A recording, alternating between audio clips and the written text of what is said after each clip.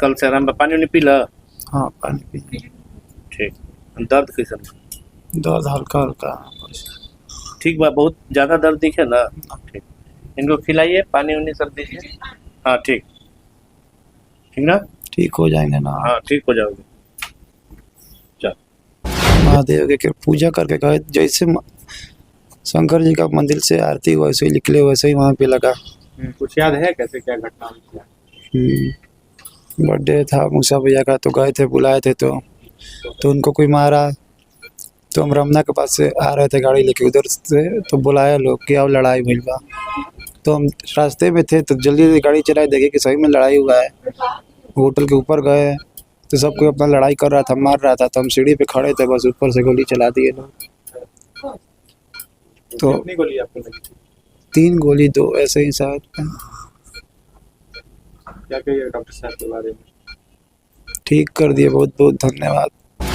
Doctor को धरती के भगवान का दर्जा दिया गया है, और ये दर्जा क्यों दिया गया है बात हर कोई जानती है। आरा में ही कुछ ऐसा ही एक मामला सामने आया है, जब नए साल यानी 2025 के पहले दिन ही बाबू बाजार में गोलीबारी की घटना होती है। गोलीबारी की इस घटना के बाद एक पेशेंट बिल्कुल छत-विछत अवस्था में, घायल अवस्था में डॉक्टर विजय गुप्ता के पास आता है, और डॉक्टर विजय गुप्ता साल के पहले दिन अपनी पूरी टीम के साथ मैराथन ऑपरेशन करते हैं, और करीब 3 घंटे के ऑपरेशन के बाद अब उस युवक की ज़िंदगी बच गई है। पूरा मामला क्या है, किस कंडीशन में वो पेशेंट यहाँ पे पहुंचा था, और अब उसकी स्थिति कैसी है, खास बात करने के लिए हमारे साथ इस समय आरएल मेमोरियल के डायरेक्टर डॉक्टर विजय गुप्ता जी मौजूद हैं। सर, सबसे पहले तो आपको नए साल की शुभकामनाएं।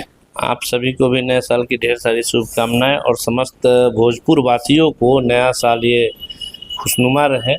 कल एक घटना हुई, उसको छोड़ के बाकी हम समझते हैं कि भोजपुर में शांति प्रिय रूप से ही नया साल मना, और हम चाहेंगे कि बाकी जो बचा हुआ साल है इस तरह की अप्रिय घटना न हो, और हमारी शहर साल का पहला दिन एक तरह से चैलेंज के रूप में आपके पास है। शाम तक बिल्कुल सब कोई स्टेबल था, हंसी खुशी से माहौल चल रहा था, अचानक से गोलीबारी की घटना होती है, पूरे शहर में आग की तरह ये खबर फैलती है, उसके बाद आपके पास पेशेंट आता है। एक्चुअली हम लोग कल साल का पहला दिन था, सुबह में अपने घर में हम लोग उत्सव मनाए। उसके बाद हम लोग का प्लानिंग हुआ, पूरे परिवार के साथ बखोरापुर काली मंदिर गए, फिर वहाँ से आरन देवी मंदिर आए। आरन देवी मंदिर में जो अभी जिनके साथ गोलीबारी की घटना, उनके एक रिलेटिव जीतू चौरसिया जी हैं, क्योंकि हम आरन देवी मंदिर के ट्रस्टी हैं, उपाध्यक्ष हैं। जीतू जी भी वहाँ के सदस्य हैं।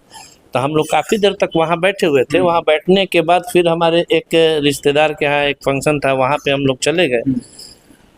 उसके बाद हम घर से वहाँ से आके घर अपना सोने, नींद लग रहा था, थके हुए थे, दिन भर का उत्सव था जी। तब तक अचानक जीतू जी का फ़ोन आता है कि सर ऐसा ऐसा बात है कि गोली लगा है, कहाँ ले जाए। सदर हॉस्पिटल से हम लोग एडवाइस मांगा। हाँ, एडवाइस मांगा। तो अब हम क्या बोले। अब एक तो ये चीज़ था कि जीतू जी थे, सर्जन हम ही हैं, लेकिन हम लोग यूजुअली ये सब चीज़ें अवॉइड करते हैं। तो हम अब बोलने लगे तो कहें कि ठीक है आप लेके आ जाइए, यहीं हम देख रहे हैं। और वो आए, तब तक हम अपने जो हमारे मेन करता धरता है अनिमेश झा, उनको, बाकी ओटी के टीम को पहले से अलर्ट किया, चूँकि जान पहचान के ही थे, करीबी थे। और आते के साथ मैंने सीधे ओटी में लिया। ओटी में लिया तो काफ़ी ब्लीड कर रहा था। वो लोग एक्चुअली एक पॉलीथीन में लपेट, इतना ब्लीड कर रहा था कि कपड़ा में नहीं, पॉलीथीन में लपेट के लोग लाया। पेशेंट को पॉलीथीन में लपेट के लाया गया, पॉलीथीन नीचे में रखा था कि ताकि हाँ, जो डैमेज पार्ट था, ठीक है। उसके बाद यहाँ आए तो देखे कि ब्लीड स्कोटल एरिया से और नेक एरिया से काफ़ी ब्लीड हो रहा है, और उस ब्लीडिंग के कौन सा पार्ट में बेसिकली ज़्यादा डैमेज था? जब आपने ज़्यादा डैमेज में नेक के पास था, और हाँ, नेक के पास था, और आपका स्कोटम एरिया, अंडकोश वाला एरिया था। और अंडकोश वाला, दाहिना अंडकोश तो काफ़ी छत बिछत था, जिसको हम लोग बचा नहीं सके, उसको हम लोग को निकालना पड़ा। माया अंडकोश में भी काफ़ी चोट था, लेकिन चूँकि लड़का नया था और शायद ओल्ड पर्सन होता तो हम लोग उसको एडवाइस देते कि निकाल दे, लेकिन उसी को बचाने में हमको काफ़ी समय लग गया। लंबा मैराथन लंबा मैराथन चला उसमें और नेक में। कितना टाइम लगा सर? करीब 2.5 से 3 घंटा लगा, मतलब कि एनेस्थेसिया से इन आउट अगर पूरा कहें तो 2.5 से 3 घंटा। अब कैसी स्थिति है पेशेंट? अभी पेशेंट काफ़ी स्टेबल है, आप देख भी सकते हैं। और हम लोग उनको सिप्स ऑफ वाटर और पतला सेमी सॉलिड खाना खाने के लिए अलाउ किया, चूँकि नेक में चोट है ना, तो कुछ भी वो चेविंग कर रहे हैं तो दर्द हो रहा है, काफ़ी कफिंग भी हो रहा है। अभी बयान हो रहा था, पुलिस भी आई होगी। पुलिस आई थी, बयान हो रहा था तो कफ रिफ्लेक्स काफ़ी तेज हो गया, तो फिर वो अब हमको लग रहा है शायद पूरा बयान नहीं ले पाए हैं। ब्लीडिंग मैंने सुना कि 1.5 से 2 लीटर। 1.5 से 2 लीटर, हाँ। अभी तो दो यूनिट हम लोग ब्लड चढ़ाए हैं, बाकी अभी देख रहे हैं फिर जांच करा के।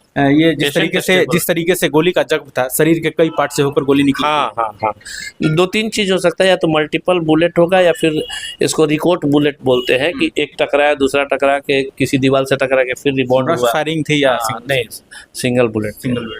अब मिलाकर पेशेंट की स्थिति पेशेंट स्टेबल है, पेशेंट स्टेबल है। उनको बुलाई ना पेरेंट्स को। और अब तक कब रिलीफ की जगह बता। अभी हम लोग अभी आज तो देख लिए पेशेंट कंडीशन स्टेबल है। कल हम लोग देखने के बाद डिसाइड करेंगे, लेकिन उम्मीद कर रहे हैं कि कम से कम 48 आवर ऑब्जर्वेशन। अगले 48 घंटे क्रिटिकल हैं बस आप लोग। चूँकि नहीं, चूँकि नेक वाले बाकी चीज़ें नहीं, चूँकि रिपेयर के बाद वहाँ एडिमा होता है, सूजन होता है, तो सूजन होने की वजह से सांस में दिक्कत आ सकती है।